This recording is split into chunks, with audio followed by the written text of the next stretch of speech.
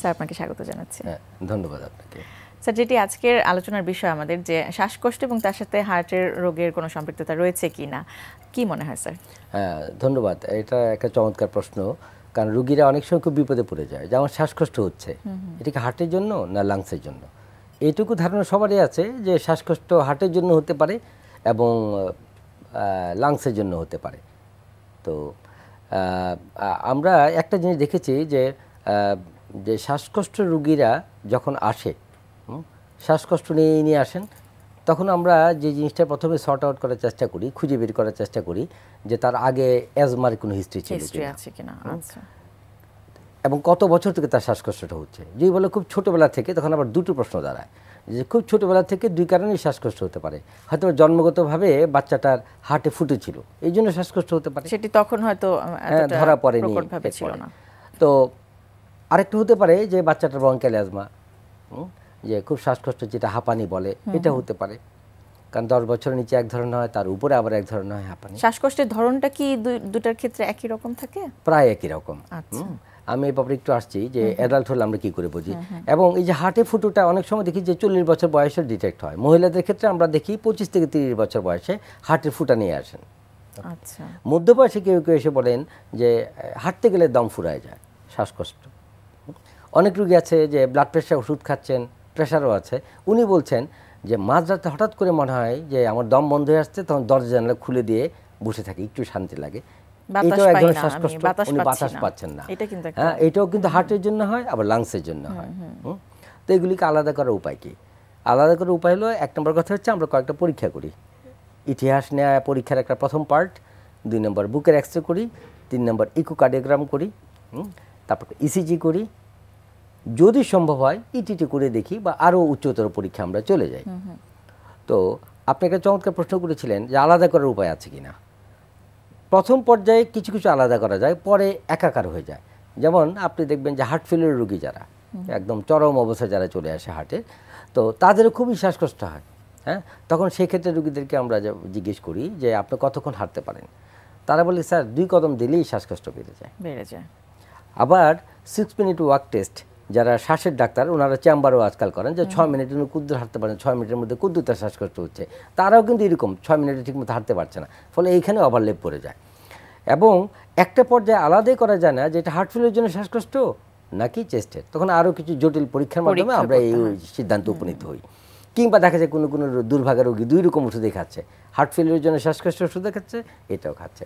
তাহলে আমি প্রথম দিকটা শেষ করি যে হার্টের রোগীদের শ্বাসকষ্ট হওয়ার কারণ, যে হার্টের যদি হঠাৎ করে হয় তখনও তার মনে হয় দম বন্ধ হয়ে আসছে, ফিলিং অফ সাফোকেশন, যে আমি শ্বাস নিতে পারছি না, অ্যাকিউট হার্ট অ্যাটাকে নিয়ে আসতে পারে। এবং তারপর ও যদি পরিমিত চিকিৎসা না পায়, ধামধাম করে লাংসে পানি চলে আসা, যেটাকে বলি পালমোনারি এডিমা, তীব্র শ্বাসকষ্ট হয়, তখন আমরা ইঞ্জেকশন দিয়ে কমাই। আচ্ছা, এই কমানোটা যদি অপরিপক্কতা হয়, কম হয়, তাহলে লাংসে পানি জমা থাকবে, পরবর্তী সময় সে লাঙেরও ক্ষতি করবে, হার্টেরও ক্ষতি করবে, এবং পরবর্তী সময় এটা বলে হার্ট ফেলিওর বলে খ্যাত একটা রোগ, এটা হয়ে যাবে।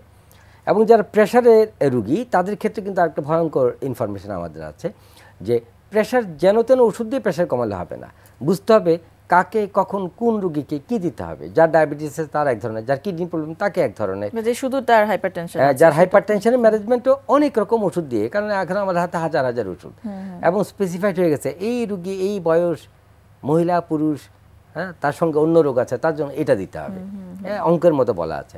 না দিলে কী হবে? না দিলে এক ধরনের শ্বাসকষ্ট হয়, ওটা বলে আমরা ডায়াস্টোলিক হার্ট ফেলিওর বলি, একদম latest concept diastolic heart failure.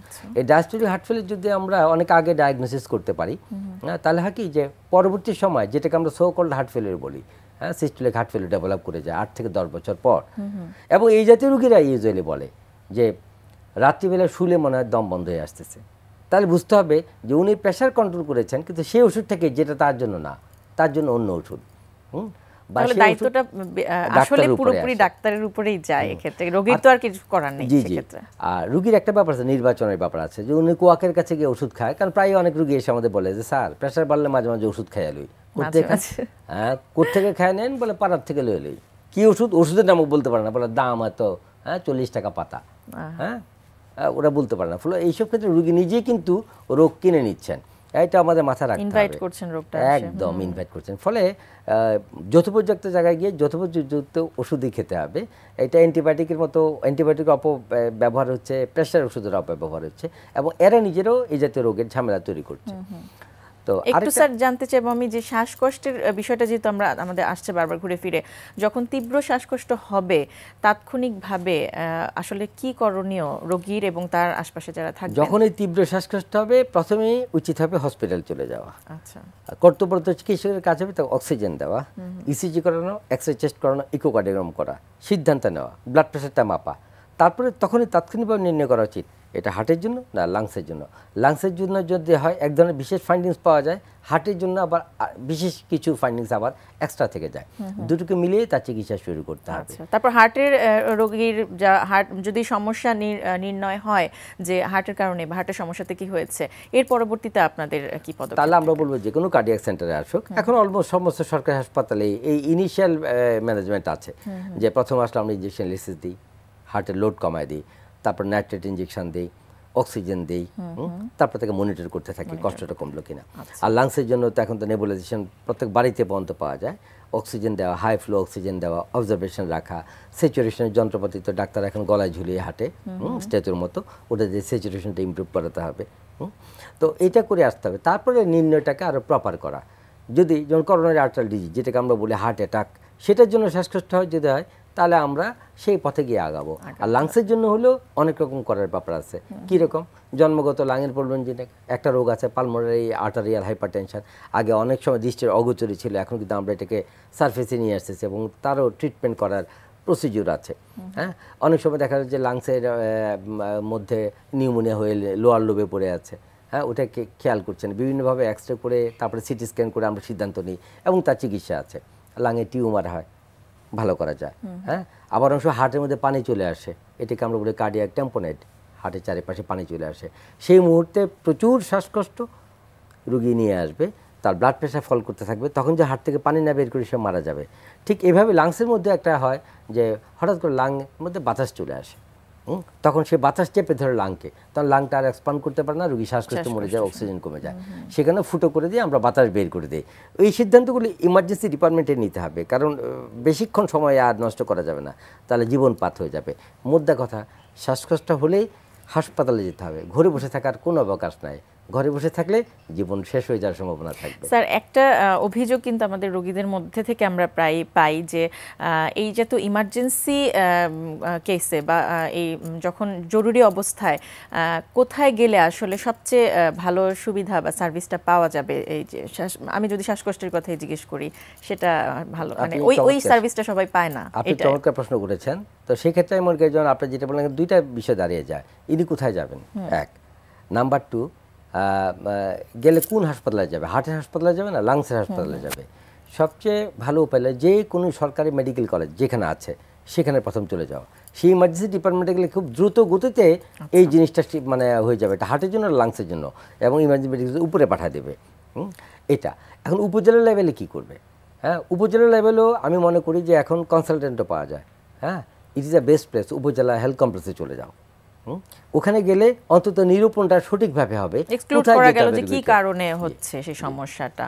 তবে আমরা আশা করব যে আমাদের ওইসব ইমার্জেন্সি সেক্টরগুলোতে সার্ভিসটা বা সেবাটা আরো যাতে প্রপার হয় বা সেভাবে যাতে, কারণ রোগীরা কিন্তু ওই অভিযোগটা সবসময় করে থাকে। হ্যাঁ, সবাই করে। আসলে আমরা তো সব অভিযোগের তো অন্তহীন অভিযোগ, এটা আমেরিকাতেও থাকবে, ইংল্যান্ডে থাকবে।